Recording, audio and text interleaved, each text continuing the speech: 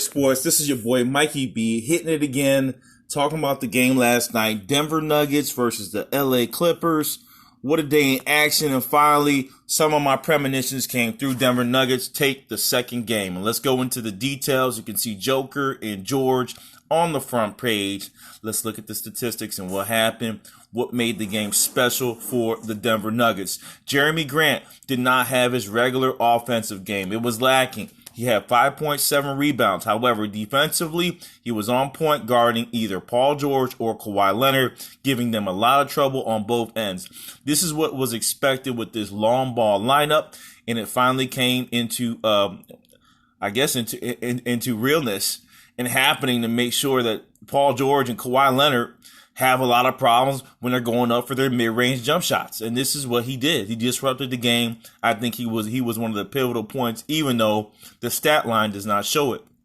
Next up, finally, Paul Millsap. Not a great game. He's old.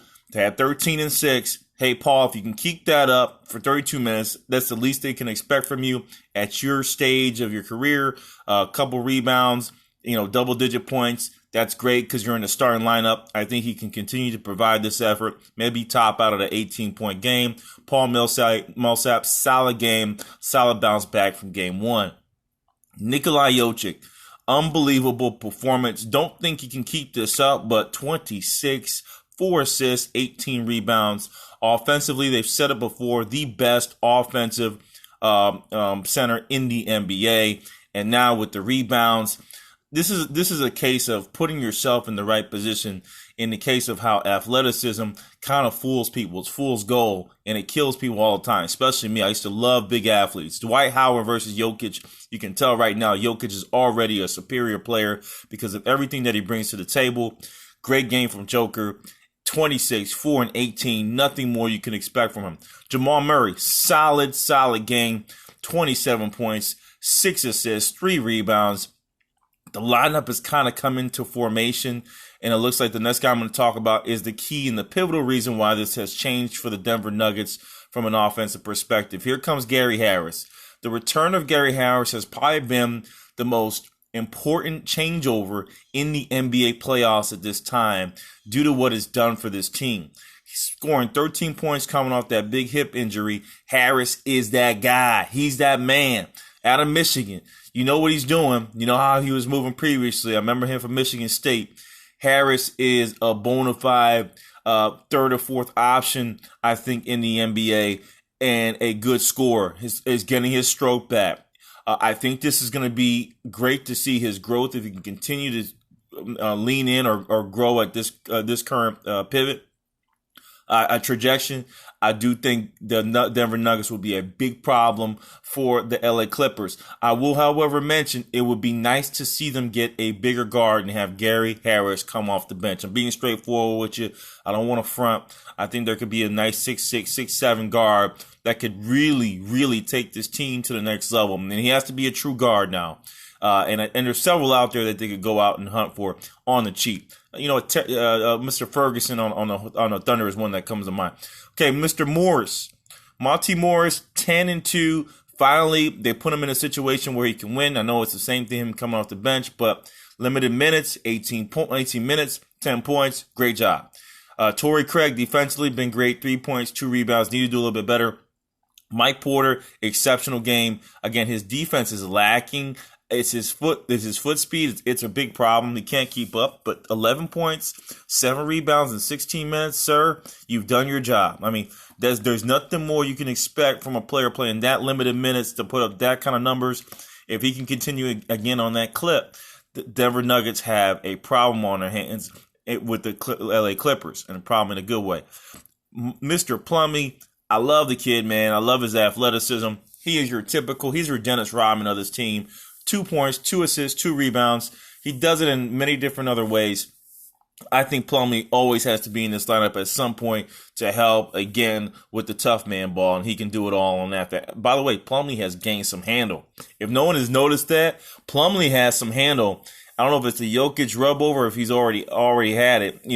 It's starting to show in the game. I think he can get a little bit more active and do a little bit more, but I don't want him coming outside of the game. I think what he's doing is perfect. Let him do what he's doing. Clear as day. Kawhi Leonard, 13 points, 10 rebounds. Okay, that was almost a triple-double, but the point percentages, obviously, it was Jeremy Grant. It was all the bigs coming in to try to bother him. I think it's going to be a problem. You can't teach 6'9" and superior athleticism. Jeremy Grant continued to guard. You don't need to score like you did in the first game. You need to be a defensive anchor, and that's what won them the game. Mr. Morris, 11 and 3, so fool's gold.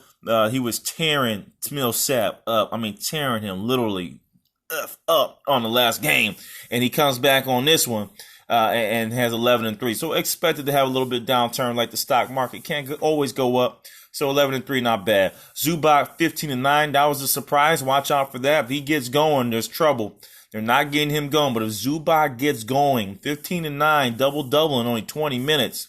Watch out now. They finally focused around him a little bit more, open up Kawhi and Paul George a little bit more, but they can't see it. George, usually, Paul George, 22, 8 and 3, solid, but not enough. Okay, those two got to average 25 and 25, Leonard and George. There's a lot of talk of Jimmy Butler being better than Paul George and all this stuff. I got to argue with you guys on one thing. Jimmy Butler has that team. It's his team. This is Kawhi Leonard's team, and that's going to be an issue, right? They're kind of co-parenting at this time, but it is Kawhi Leonard's team. If Jimmy were to do what he was doing on the Heat with this team, I think it will be a problem. They don't like that type of, it can't be co-champions. I think Paul George is okay with being 1A. 1B is Paul George, and 1A is Kawhi Leonard, and Paul George is okay with that. So that's why I say this is probably the perfect setup for him. Pat Beverly, he still can't control his emotions. I think it was like 107, 100 at the end of the game or somewhere around there. Here goes a stupid technical, can't control his emotions. He's a problem. He's great defensively, but that emotional character at his age, at this stage of the game that he's in is stupid.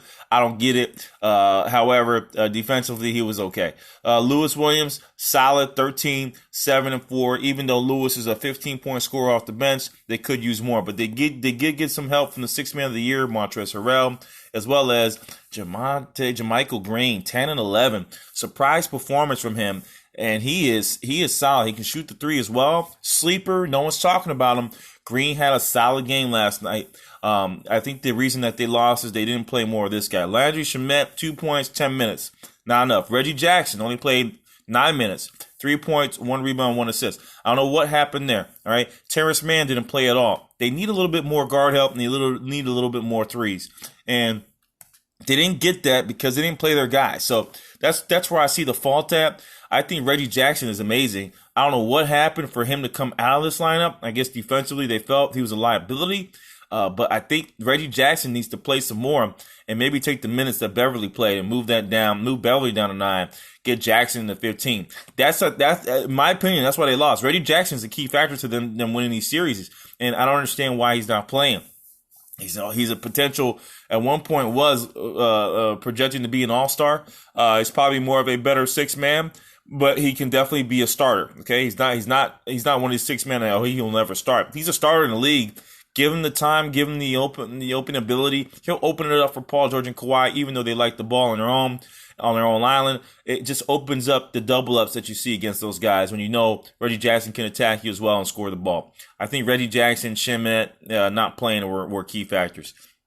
So now up to game 2, what do I see happening? There's a couple things. When I look at the lineup here, and I say to myself, and first of all, look at the stat line. The 3-point land, it was 28% for the Clippers. The field goal range was only 40%. The free throws, they shot 69%. Again, the stats tell it all, and they reveal the game. Obviously, they lost, so it's key. Steals, 9 steals, 8 steals. I'm looking at turnovers. Here goes a big one. Turnovers, 17 to 12. And when you think about that Patrick Beverly play, and if every turnover is 2 points, even though that's not the way it is, that's 10 points there. They would have been up 3 points versus the Denver Nuggets. Points in the paint, they were solid and strong. Zubac, big part of that. Personal fouls were low for the Clippers. However, they just did not control their turnovers, as well as they didn't have a great shooting night from 3-point land. That's why I mentioned Reggie Jackson and Landry Shamet. Off-Work Sports, I'm going to sign off on this one. Who do I got for game number 2? I'm going to go ahead if they can. I don't know why Bo's not playing, man. I mean, there's certain players on the bench. Noah Vonleh is another guy that has not got any minutes. The other kid they had, I forget, from Minnesota on the trade, another forward. He's like a Craig type. I don't know why they're not playing these guys.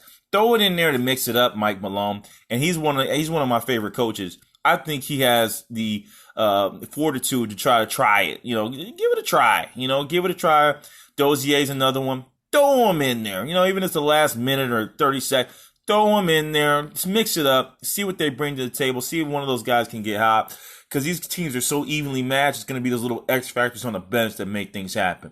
Anyhow, All Four Sports, I'm signing off. I got the Nuggets squeezing out of game 2, even though I'm probably 99% wrong. But I'm just a Nuggets fan. It is what it is. All Four sign off. NBA's on. Blazers on. I'm gone. Peace.